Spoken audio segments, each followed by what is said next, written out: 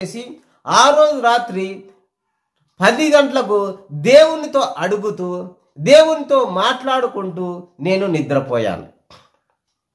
అలా నిద్రపోయిన సమయంలో ఏం జరిగిందంటే తెల్లవారుజామున 3 గంటలకు కోడి ఎప్పుడైనా కూసిందనుకో, కోడి కూస్తే నాకు అసూయ.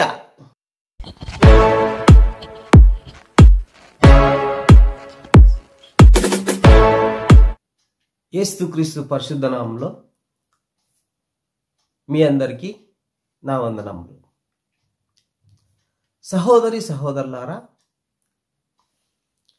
నేను ఈ సాక్ష్యం ఎందుకు చెప్పాలనుకుంటున్నానంటే అనేక మంది విశ్వాసంలో బలపడాలని, విశ్వాసంలో ఎలా జీవించాలో తెలుసుకోవాలని, అసలు విశ్వాసంలో బ్రతకడం అంటే ఏమిటో ఈ సాక్ష్యం వలన విని గ్రహిస్తారని వేడుకొంచున్నాను.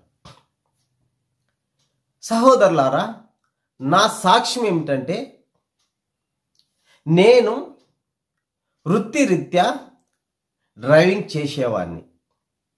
అయితే డ్రైవింగ్ వెళ్ళే సమయంలో ఖాళీ సమయంలో నేను మోకరించి బైబిల్ చదువుతూ ఉండేవాడిని. అయితే అలా చదువుతూ కొద్ది రోజులకు నేను లోకాశల్లో పడిపోయి బైబిల్ చదవడం మానేశాను. అలా మానేసిన క్రమంలో నాకు 2017 సంవత్సరము జూలై మాసంలో హార్ట్ ప్రాబ్లం వచ్చింది. హార్ట్ ప్రాబ్లం అంటే మామూలుగా వచ్చింది కాదు. ఒక మనిషికి 70 లేక 80 సార్లు కొట్టుకుంటే నార్మల్ అంటారు. అప్పుడు వచ్చిన నా గుండె స్పీడ్ వేగం ఎంత అంటే 244 పర్ మినిట్, 244 హార్ట్ బీట్ వచ్చింది. ఎక్కువ స్పీడ్ కొట్టుకుంటే అది నరుడు కోమా స్థితిలోకి వెళ్ళిపోవచ్చు, అతని మెదడులో నరాలన్నీ చిట్లిపోవచ్చు, ఏమి జరగవచ్చో తెలియదు. మరి ఇంత స్పీడ్ వచ్చినప్పుడు డాక్టర్లు ఏమన్నారంటే ఎక్కడ నరాలు అక్కడ చిట్లిపోతాయంట. ఏ క్షణమున ఏమి జరుగుతుందో తెలియదు. మనుషులు కోమా స్థితిలోకి వెళ్ళిపోవచ్చు, ఏమైనా జరగవచ్చని డాక్టర్లు ధృవీకరించారు. అయితే నాకు 2017లో ఈ హార్ట్ ప్రాబ్లం వచ్చిన సమయంలో నా ఇంటిలో ఎవరూ లేరు. నేను ఒక్కడినే ఒంటరిగా ఉన్నాను. నా కుమారుడు దాదాపు 3 సంవత్సరముల పిల్లవాడు నా దగ్గర ఉండవచ్చు. నా భార్య బయటికి వెళ్ళిందండి. అయితే ఆ సమయంలో నేను ప్రార్థన చేశాను, దేవా మరి నాకు సహాయం చేయండి, ఏ విధంగా నేను బ్రతకగలను, దేవా నాకు సహాయం చేయమని ప్రార్థన చేశాను. అప్పుడు నా మేనల్లుడు వచ్చి నన్ను హాస్పిటల్లో జాయిన్ చేశాడు. జాయిన్ చేసిన తర్వాత డాక్టర్ గారు ఒక ఇంజెక్షన్ ఇచ్చి నాకు నార్మల్ చేశారు. నార్మల్ చేసిన తర్వాత ఒక రోజంతా హాస్పిటల్లో ఉన్నాను. హాస్పిటల్లో ఉన్న తర్వాత డాక్టర్ గారు ఏమన్నారంటే ఇది ప్రాబ్లం ఎప్పుడైనా రావచ్చు, ఏ క్షణమైనా రావచ్చు, ఏ క్షణమైనా ప్రమాదానికి దారి తీయవచ్చు, దీనికి మీరు ఆపరేషన్ చేయించుకోండి అని చెప్పేసి కర్నూలు పట్టణానికి రెఫర్ చేశారు. మరి కర్నూలు పట్టణానికి రెఫర్ చేసినప్పుడు అక్కడ కర్నూలు పట్టణంలో గౌరీ గోపాల్ అనే హాస్పిటల్ మీకు తెలిసి ఉంటుంది. ఈ హాస్పిటల్లోకి వెళ్ళిన తర్వాత అక్కడ జ్ఞానేశ్వరుడు అనే డాక్టర్ గారి దగ్గరికి వెళ్ళాను. ఆ డాక్టర్ గారు ఏమన్నారంటే ఆరోగ్యశ్రీ కార్డు కింద ఉచితంగా మేము ఆపరేషన్ చేస్తాము, మీరు చేయించుకోండి అని అన్నారు. అయితే అప్పుడు నేను డాక్టర్ గారిని అడిగాను, డాక్టర్ గారు మీరు ఆపరేషన్ చేస్తే నాకేమన్నా గ్యారంటీ ఇస్తారా అని అడిగాను. అది మేము చెప్పలేమండి, గ్యారంటీ అంటే ఎలా ఇవ్వగలము, మా ప్రయత్నం అయితే మేము చేస్తాము అన్నారు డాక్టర్ గారు. మరి మందులతో ఏమైనా కంట్రోల్ చేసే అవకాశం ఉందా అంటే మందులతో కంట్రోల్ చేసే అవకాశమే లేదు, దీనికి ఆపరేషన్ తప్ప వేరే మార్గమే లేదు అన్నారు. అయితే నేను అన్నాను, ఆపరేషన్ చేసినా ఒకటే, చేయకపోయినా ఒకటే కదా, మీరైతే గ్యారంటీ ఇవ్వలేరు. అయితే మీరు నాకు ఆపరేషన్ చేయవద్దు, నేను ఆపరేషన్ చేపించుకోను అని చెప్పేసి అక్కడి నుండి నేను తిరిగి నా పట్టణానికి వచ్చేసాను. అప్పటి నుంచి దేవునితో ఒక మాట అనుకున్నాడు, దేవా నేను ఆపరేషన్ చేపించుకోవాలా వద్దా అని చెప్పేసి ప్రార్థన చేశాను. అప్పుడు దేవుడు ఏమన్నాడంటే ఒక వాక్యం ద్వారా నాతో మాట్లాడాలి, నీవు ఊరుగా ఉండుము, నేను నీకు సహాయం చేసేదను అన్నాడు. అప్పటి నుండి నేను ఎక్కడికి వెళ్ళదలుచుకోలేదు, బ్రతుకుతే దేవుని పని చేస్తాను అని చెప్పేసి దేవుని కోసము విశ్వాసంగా నడవడానికి ప్రయత్నము చేస్తున్నాను. అయితే ఆ దినం నుంచి మళ్ళా ప్రార్థన చేయుటెందును, అనుదినము కుటుంబ ప్రార్థనలోను క్రమంగా సక్రమంగా మందిరంకు వెళ్ళుటలోను దేవుని యందు భయభక్తులతోనూ విశ్వాసంతోనూ నమ్మకంతోనూ ఎలాంటి ఆపరేషన్ లేకుండా నేను బ్రతుకుతూ జీవిస్తూ ఉన్నాను. అయితే నా సహోదరుడా, నా సహోదరి, ఇలా బ్రతుకుతున్న క్రమంలో నాకు 5 ఏళ్ళు పూర్తిగా గడిచిపోయాయి. అయితే 5 ఏళ్ళు గడిచిపోయిన తర్వాత దేవునిపైన నమ్మకంతో జీవిస్తున్న నాకు, దేవునిపైన విశ్వాసంతో బ్రతుకుతున్న నాకు 2023 డిసెంబర్ మాసంలో నాకు హార్ట్ ప్రాబ్లం వచ్చింది. అయితే 2017లో హార్ట్ ప్రాబ్లం ఏ విధంగా వచ్చిందో 2023 డిసెంబర్ మాసంలో నాకు హార్ట్ ప్రాబ్లం వచ్చింది. ఇదిగో నా సాక్ష్యం రిపోర్ట్ అండి. 2017లో వచ్చినది. హాస్పిటల్ వాళ్ళు తీసుకున్నారు, ఆరోగ్యశ్రీ కార్డు కింద పెడతామని, అది ఇవ్వలేదు. అయితే దానికి సాక్ష్యంగా నా కుటుంబంలో కానీ మా ఏరియాలో కానీ ఎవరిని అడిగినా అది మీకు చెప్తారు. అయితే 2023లో వచ్చింది, కొత్త రిపోర్ట్ కాబట్టి ఇదిగో మీరు చూడండి, మీకు జూమ్ చేసి చూపిస్తాను. ఇదిగో నంద్యాల ఇండోస్ హాస్పిటల్, మీరు చూసుకోవచ్చు. ఇది నంద్యాల ఇండోస్ హాస్పిటల్లో వచ్చిందండి. ఇది 13/12/2023 డిసెంబర్. ఇది నా పల్స్ రేట్ అండి.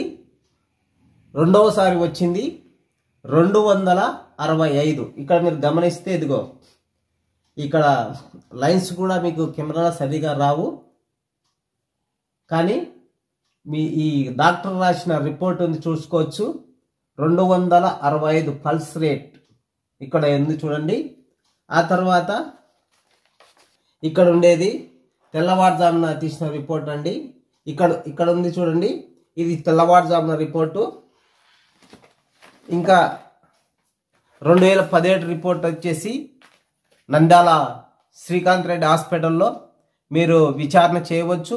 ఆ రిపోర్ట్ కూడా కర్నూలు వెళ్తే తెచ్చుకుంటే అది లేదన్నారు, అది పూర్తిగా పాడైపోయిందన్నారు. సరే, దేవుని కృప వలన ఇది దేవుని నామాన్ని మహిమపరచడానికే వచ్చిందని నేను అనుకుంటున్నాను. ఇదిగో నా సాక్ష్యం రిపోర్ట్ అండి. దేవుడు నిజంగా ఉన్నాడని, ఆయన కార్యములు చూచి నమ్మిన వారి కంటే చూడక నమ్మిన వారు ధన్యులని దేవుని వాక్యం సెలవిస్తుంది. నేను ఈ దినం వరకు ఆపరేషన్ కూడా చేపించుకోకుండా జీవిస్తున్నానంటే అది దేవుని కృప. ఈ దినం వరకు కూడా నేను ఏ హాస్పిటల్కు ఏ మందులు వాడటం లేదండి. దానికి దేవుడే నాకు సాక్షి. అయితే ఈ ప్రాబ్లం వచ్చినప్పుడు నా భార్య పిల్లలు నాతోనే ఉన్నారు. అయితే నా మేనల్లుడు తిరిగి ఏ మేనల్లుడు అయితే వచ్చినాడో ఆ మేనల్లుడు అందరు కలిసి హాస్పిటల్ జాయిన్ చేశారు.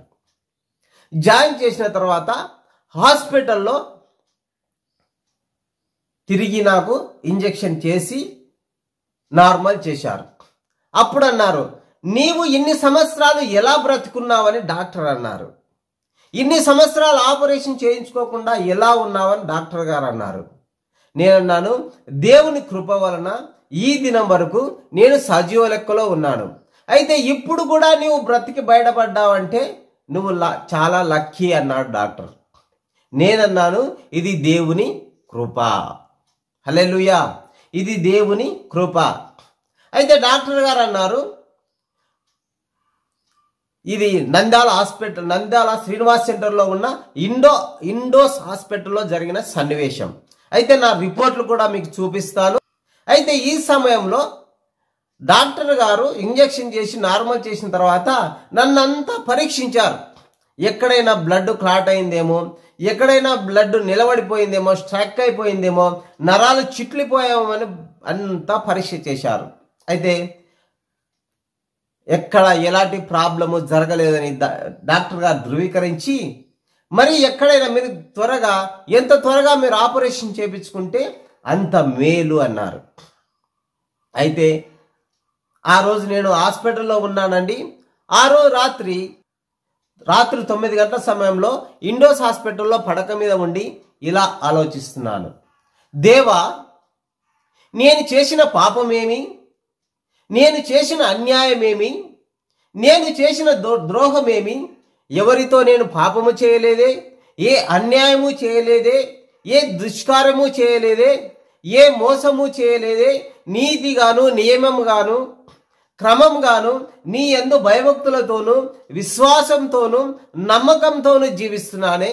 మరి ప్రభువా, నాకెందుకు వచ్చింది ఈ ప్రాబ్లం? మరలా నాకెందుకు వచ్చింది? నీ యందు విశ్వాసంతో జీవిస్తున్న నాకు ప్రాబ్లం ఎందుకు వచ్చింది? నేను చేసిన పాపమే అని చెప్పేసి ఆ రోజు రాత్రి 10 గంటలకు దేవునితో అడుగుతూ, దేవునితో మాట్లాడుకుంటూ నేను నిద్రపోయాను.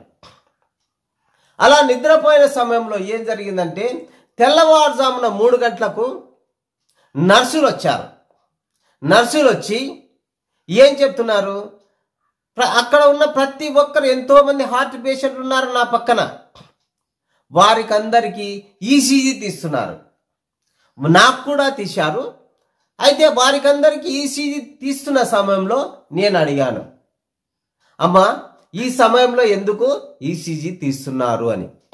అప్పుడు అన్నారు, ప్రతి మనిషి గుండె 3 గంటల నుంచి 4 గంటల సమయంలో బలహీనంగా ఉంటుంది. ఈ సమయంలో రిపోర్ట్ తీసుకుంటే వాళ్ళ గుండె ఎంత బలహీనంగా ఉందో తెలిసిపోతుంది అని చెప్పేసి రిపోర్ట్ తీస్తున్నాము అన్నారు. అప్పుడు నాకు దేవుని వాక్యం గుర్తొచ్చింది. పౌలు మాట్లాడిన మాటలు నాకు గుర్తొచ్చాయి. నేను ఎప్పుడు బలహీనుడనో అప్పుడే బలవంతుడను కాగలను అని చెప్పేసి దేవుని వాక్యం ఎప్పుడైతే నాకు గుర్తొచ్చిందో, ఓహో, ప్రతి మనిషి గుండె 3 గంటల నుంచి 4 గంటల వరకు బలహీనంగా ఉంటుంది. కాబట్టి ఆ సమయంలో ప్రతి మనిషి లేచి ప్రార్థన చేయవలెను. నేను కూడా 3 గంటల నుంచి 4 గంటల వరకు ప్రార్థన చేసింది లేదు. అయితే దేవుడు 3 గంటలకు లేచి 4 గంటల వరకు ప్రార్థన చేయమని నాతో చెప్తున్నాడు. అందుకే నాకు ఇది వచ్చింది అని చెప్పేసి నేను ఆ దినము అనుకున్నాను.